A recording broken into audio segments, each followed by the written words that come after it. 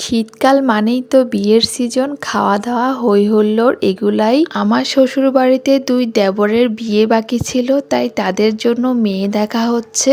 আমার শ্বশুর যেহেতু দেশের বাইরে থেকে এসেছে, চাচা শ্বশুর দেশের বাইরে থাকে, তাই চাস্তো দেবর আর আমার নিজের দেবরের জন্য মেয়ে দেখা হচ্ছে। বেশ অনেক জায়গায় দেখাশোনার পরে একটা জায়গায় আমাদের মেয়ে পছন্দ হয়েছে, সবকিছু কথাবার্তা হয়ে গিয়েছে। আজকে পাকা দেখা এবং বিয়ের তারিখ ঠিক হবে।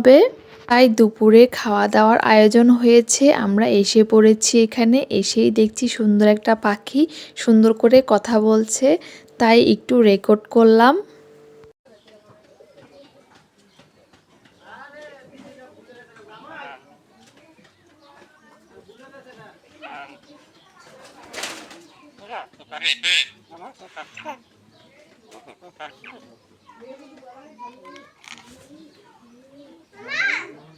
পাখির সাথে একটু দুষ্টুমি করার পরে দুপুরে লাঞ্চ সার্ভ করে দিয়েছে, আমরা সবাই খেতে বসে পড়েছি। বিয়ে শাদির ব্যাপার, খাওয়া দাওয়া তো মাত্র শুরু হলো, এখন তো লেগেই থাকবে। তাই আজকেও বিয়ে বাড়ির মতোই খাবার দাবার সব আয়োজন করা হয়েছিল। চিকেন রোস্ট, মাছ ভাজা, গরুর মাংস, মিষ্টি, দই, সব কিছু, কোনো কিছুর কমতি ছিল না।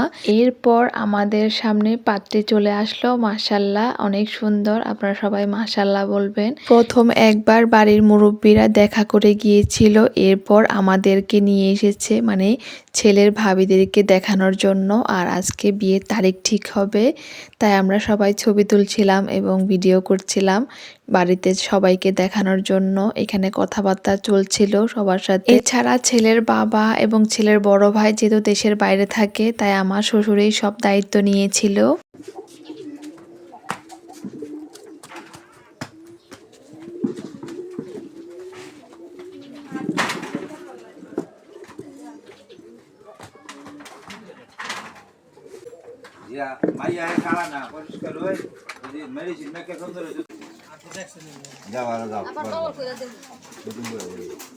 টাকা সম্বন্ধে আমার 60 দিন দিয়ে জায়গা জায়গা ঘুরে আমার আত্মীয় স্বজন আছে যাই না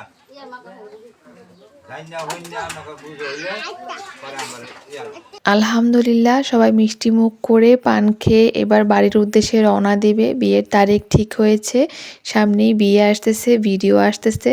সবাই পাশে থাকবেন এবং লাইক কমেন্ট শেয়ার করে দিবেন। আর ভিডিওটি কেমন লেগেছে অবশ্যই কমেন্ট করে জানাবেন। বাড়িতে এসে সন্ধ্যায় আমরা চানাচুর মেখে সব জায়েরা মিলে একসাথে খেলাম। এই শীতের রাতে ঝাল ঝাল সরষের তেলে চানাচুর মাখা খেতে দারুণ লাগছে। এই ঝাল চানাচুর খেয়ে আমাদের কানে দিয়ে একদম ধোঁয়া বের হয়ে যাওয়ার মতো অবস্থা, তাই আবারও মিষ্টি মুখ করে নিলাম। আর মিষ্টি খেতে খেতে আজকে আপনাদের থেকে বিদায় নিচ্ছি। সবাই ভালো থাকবেন, আল্লাহ হাফেজ।